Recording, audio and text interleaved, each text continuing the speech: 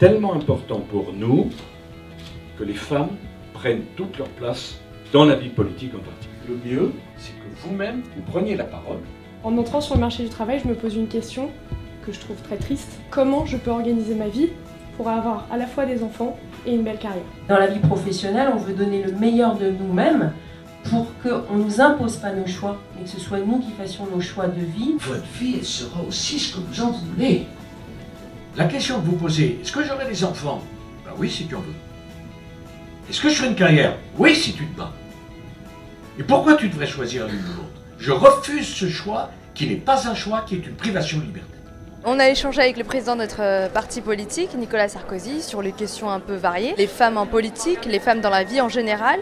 Il a répondu assez simplement, avec son cœur et ses tripes, comme il a toujours l'habitude de faire. Je suis très contente parce qu'effectivement, nous avons un cadre privilégié puisque nous étions principalement des femmes. Est-ce que vous pensez qu'il est normal que quand on souhaite aller dans certains quartiers de Paris, il faut rester une demi-heure dans son garde-robe pour dire non, je peux pas mettre ça, c'est un peu transparent, je peux pas mettre ça, c'est trop moulant, je peux pas mettre ça, c'est trop court. Je vais souvent voir ma mère qui habite en Seine-Saint-Denis.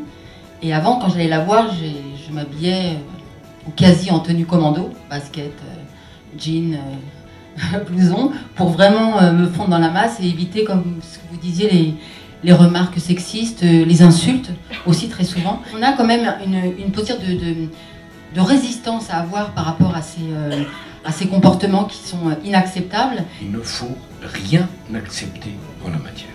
Et je regrette que la fermeté qu'on met pour défendre d'autres différences que la différence sexuelle, on ne la mette pas pour la différence avec les femmes.